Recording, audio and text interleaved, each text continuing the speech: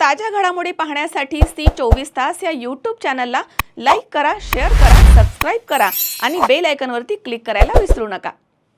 आगामी निवडणुकीच्या पार्श्वभूमीवर राजकीय वातावरण चांगलंच तापलं असून माजी भाजपचे ज्येष्ठ कार्यकर्ते संदीप पोकळे यांनी आमदार भीमराव तापकीर यांच्यावर गंभीर आरोप केले आहेत। 20 वर्ष पक्षाच्या एकनिष्ठेने काम करूनही मला डावलण्यात आलं, आमदारांनी माझा केसाने गळा कापलाय, अशी बोचरी टीका पोकळे यांनी केली। माध्यमांशी संवाद साधताना संदीप पोकळे अत्यंत भावूक झाले होते। यावेळी त्यांना अश्रू अनावर झाले।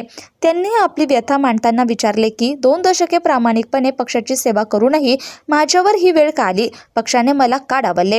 केवळ टीका करून न थांबता पोकळे यांनी पक्षाला सूचक इशाराही दिलाय। पक्षातील नाराज कार्यकर्ता काय करू शकतो हे येणाऱ्या काळात प्रभाग दाखवून देईल, असे म्हणत त्यांनी निवडणुकीत आपली ताकद दाखविण्याचे संकेत दिलेत। माननीय लालकृष्ण अडवाणी साहेब यांच्या हस्ते मी भारतीय जनता पार्टीमध्ये प्रवेश केला आणि हजारो कार्यकर्त्यांसहित प्रवेश केला। त्यावेळी सिंहगड रोडला भारतीय जनता पार्टीचा एकही कार्यकर्ता नव्हता। अशा परिस्थितीमध्ये मी या आपल्या माननीय देशाचे माजी पंतप्रधान अटलजी वाजपेयी आणि लालकृष्ण अडवाणी साहेब आणि आपले गोपीनाथ मुंडे साहेब असतील, गिरीश बापट साहेब असतील, यांच्या नेतृत्वाखाली या ठिकाणी काम करत आलेलो आहे। संघटना वाढीसाठी मी प्रचंड मेहनत घेतली। एकटा मी त्यावेळी फिरायचो, माझ्याकडे त्यावेळी एमएटी गाडी होती, त्या एमएटी गाडीला मी झेंडा लावून फिरायचो। मला सगळे लोक हसायचे माझ्याकडे बघून, माझी आवहेलना करायची की हा कुठला पक्ष घेऊन या भागामध्ये पळतोय। त्या पक्षाचं वलय नसताना मी या ठिकाणी काम केले, लोकांमध्ये खाली ग्राउंड लेवलला जाऊन मी काम केले, लोकांच्या भावना जपल्यात, संघटना वाढवली। आणि ही संघटना वाढवत असताना मी ज्यावेळेस माननीय आमदार रमेश भाऊ आंधळे दिवंगत आमदार यांचं निधन झालं आणि त्या पोटनिवडणूक लागली, त्या पोटनिवडणुकीमध्ये भीमरावांना तापकीर उभे राहिले आणि त्या आमदारांच्या खांद्याला खांदा लावून या ठिकाणी मी प्रचंड हिरिरीने प्रचार केला। आपल्या राज्याचे लाडके मुख्यमंत्री देवेंद्रजी फडणवीस साहेब यांच्याबरोबर 2 व्हीलरवर फिरून, चालत फिरून या ठिकाणी मी प्रचार केला। देवेंद्रजींनी आम्ही एकत्र लोकांना घरपोच जाऊन हे पत्रकं वाटली आणि प्रचार केला। भीमरावांना निवडून आणण्यात सगळ्यात मोठा यशस्वी वाटा माझा सुद्धा आहे, कारण त्यावेळी मी डायरीमध्ये बोगस मतदान चालू असताना 2 तास मी तिथं आडवा झोपलो आणि बोगस मतदान थांबवलं, म्हणून भीमरावांना तापकीर निवडून आले। आणि एवढं हिरिरीचं काम करत होतो म्हणून पक्षाने माझी जबाबदारी खबर घेऊन मला हवेली तालुका अध्यक्ष म्हणून जबाबदारी दिली आणि ती सुद्धा मी संपूर्ण हवेली तालुक्यात पारदर्शीपणे काम करून एकदम चांगल्या पद्धतीने काम केलं। त्याच्यानंतर आपले स्वर्गीय लोकनेते गोपीनाथ मुंडे साहेब यांनी मला बारामती लोकसभेची जबाबदारी दिली। या संपूर्ण बारामती लोकसभेमध्ये मी प्रचंड मेहनत करून रात्रंदिवस फिरून बूथ निहाय मी काम केलं आणि संघटन वाढवलं। आणि हेच ह्या आपल्या आमदारांच्या मनात खूपच होतं। माननीय भीमरावांना तापकीर तेव्हापासूनच प्रचंड माझ्यावर चिडून होते आणि विधानसभेची निवडणूक जवळ आली, 2014ची मी तिकीट मागितलं म्हणून आजपर्यंत माझ्यावर ते अन्यायच करत राहील।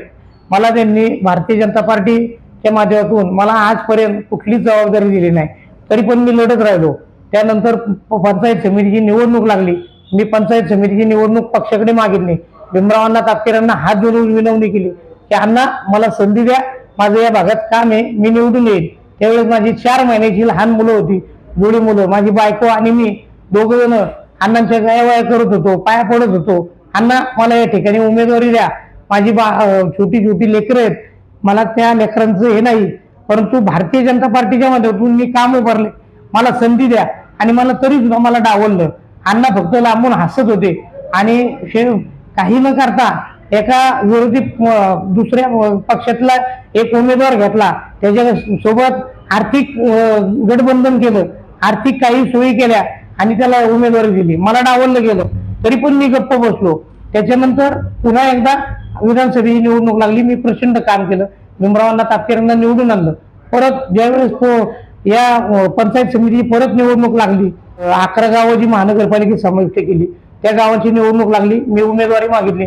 तेव्हा सुद्धा अण्णा मला म्हणले देतो, तुला उमेदवारी देतो, काय ना काय देतो, तू थोडं शांत हो, तू हाडाचा कार्यकर्ता आहे, नाही दिलं। त्यावेळेस पण नाही दिलं। त्यावेळेस सुद्धा अण्णांनी माझ्यावर अन्यायच केला, तरी सुद्धा मी थांबलो नाही। भारतीय जनता पार्टीच्या माध्यमातून आपल्या भागामध्ये सर्व लोकांमध्ये जाऊन प्रचंड मी तळागाळात काम केलेलं आहे। भूमिपुत्रांनी काही बिल्डिंग बांधलेल्या आहेत, त्या बिल्डिंगचं बांधकाम चालू असताना एकदा सुद्धा या भीमरावांना तापकीरांनी कुठल्याही बांधकामावर कारवाई चालू असताना कधीच हस्तक्षेप केला नाही।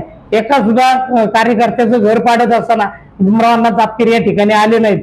एक सुद्धा या ठिकाणी तुम्हाला सांगतो, आज पाण्याची अत्यंत बिकट परिस्थिती आहे. भीमरावांना तापकीरांनी दाखवावं पाण्याची काय व्यवस्था केली.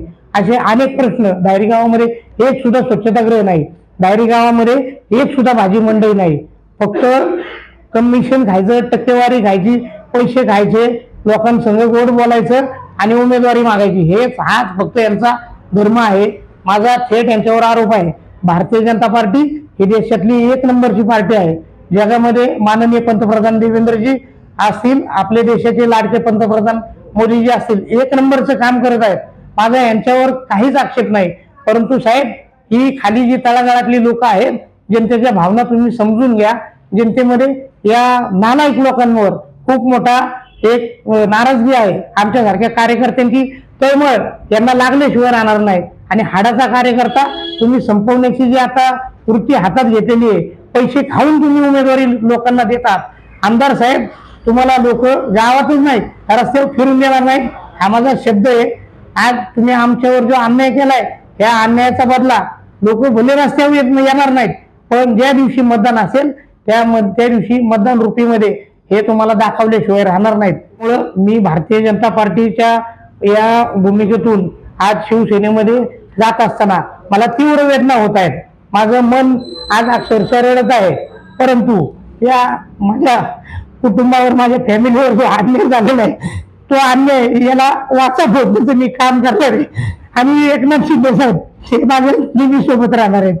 त्यामुळं आगामी काळात महानगरपालिकेमध्ये आपण याचा बदला घ्यायचा आहे, म्हणून मी निवडणूक लढत आहे. आणि सर्वांनी मला पाठिंबा द्यावा ही माझी आपल्या सर्वांना कळकळीची विनंती आहे. जय हिंद, जय महाराष्ट्र.